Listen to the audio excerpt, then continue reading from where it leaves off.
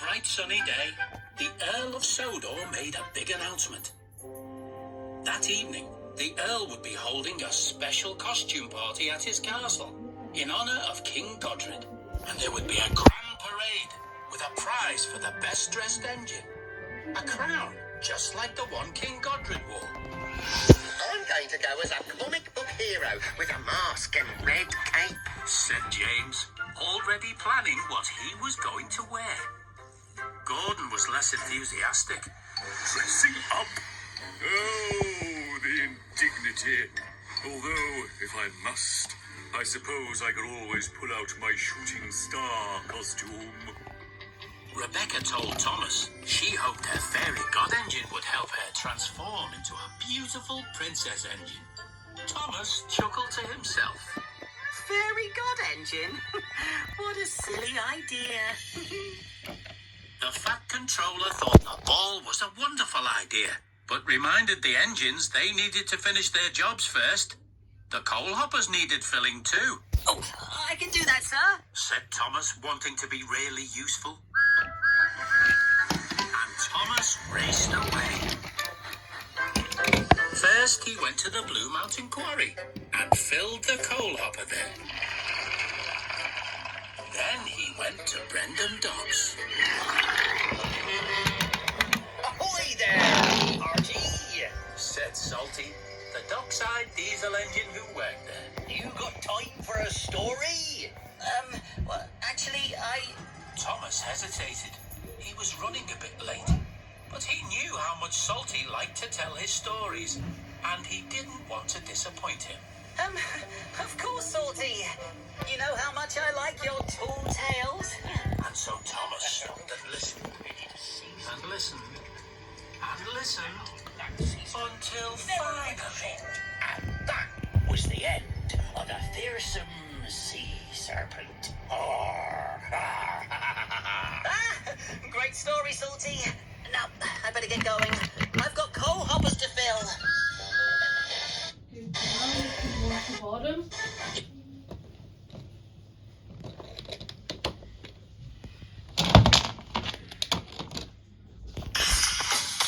It's Thomas. You're the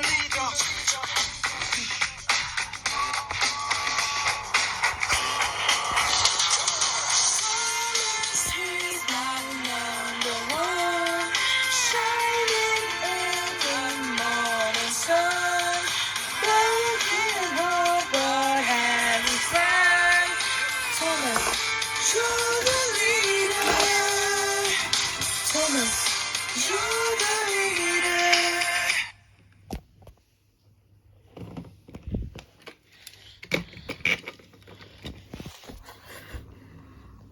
It was getting late when Thomas arrived back at Tidmouth Sheds. He was covered with coal dust from funnel to footplate.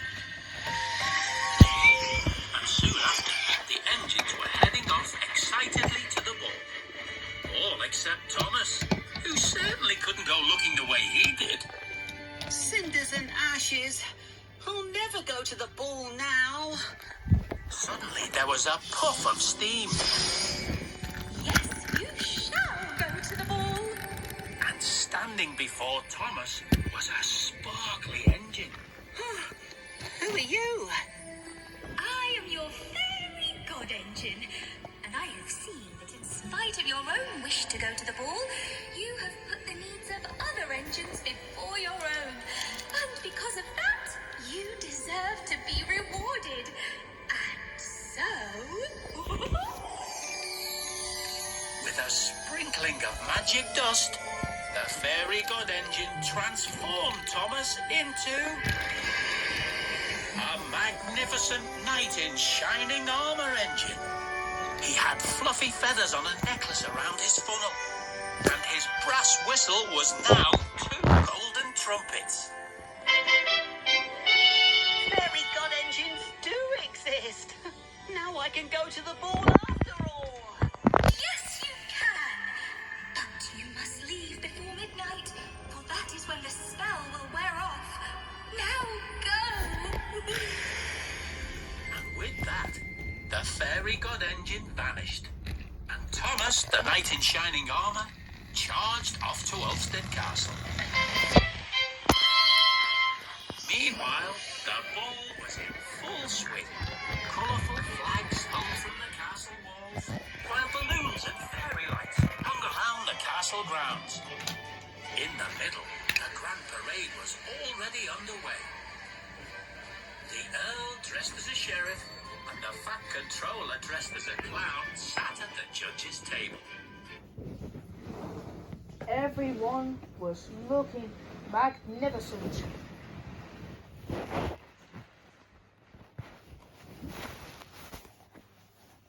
Everyone was happy. Everyone were joyful that the grand parade was going on as planned.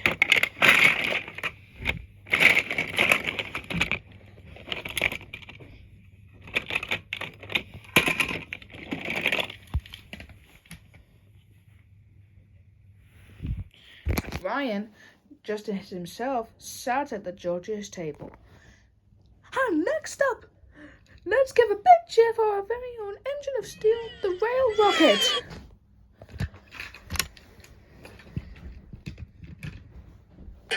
James, in his red cape and mask, rode forward heroically. Never fear, Rail Rocket is here. And finally, last but not least, we have the fastest locomotive in the universe. It's the one and only Shooting Star. Gordon, dressed in his streamlined costume, rolled forward majestically. Push! The shooting star is coming through!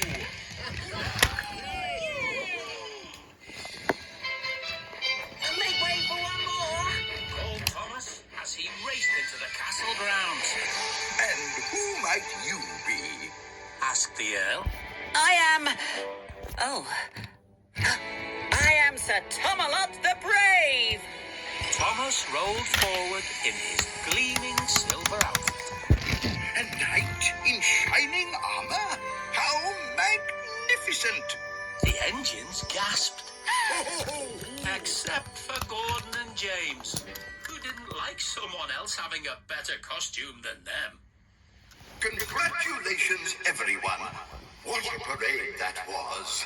All that remains is for the panel of judges to compare our notes and announce the winner. See you all soon. Yeehaw!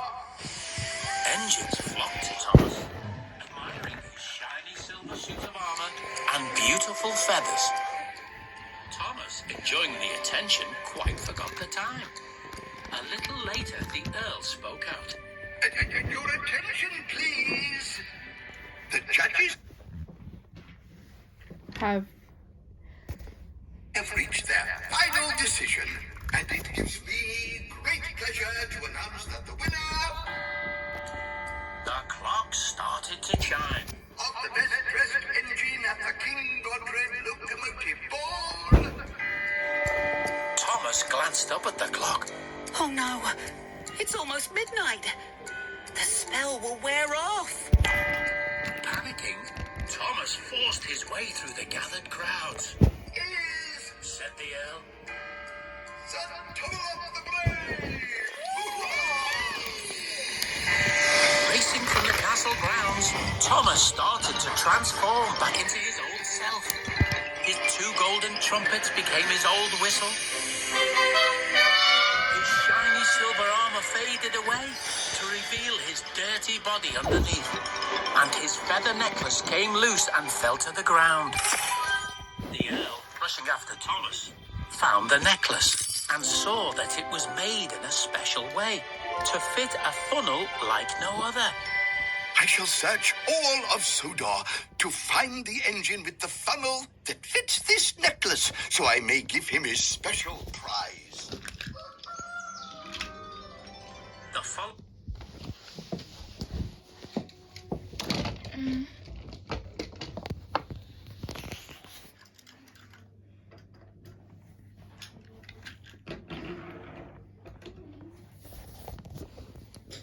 Morning, the Earl set out. Engines from all across the island lined up to try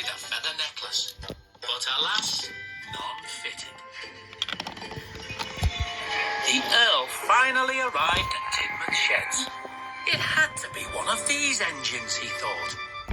James rolled forward, eager to try on the necklace. But no matter how much he tried to squeeze his funnel into it, the necklace wouldn't fit. Then Gordon rolled forward. But the Earl said he knew Gordon was the shooting star, so there was no point in trying. He turned to leave. When? My feathers! Called Thomas, appearing from behind the sheds. Your feathers? Your feathers? Quick, show me your funnel. The Earl jumped up onto Thomas's footplate and placed the necklace around Thomas's funnel. It fit perfectly. It fits. It fits. The necklace fits. You are Sir Tomalot the Brave. At your service, my lord. Then the Earl placed the King Godred crown on top of Thomas's boiler as his prize. Hurrah! And from that day on, everyone lived happily ever after. Except Gordon and James, who were a bit put out. The end.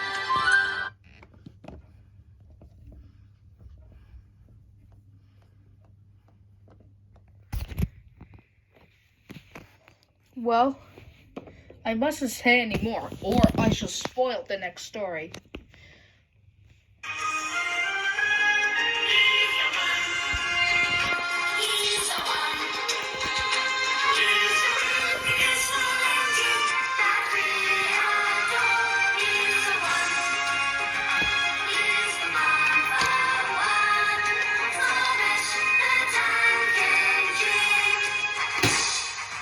Little blue train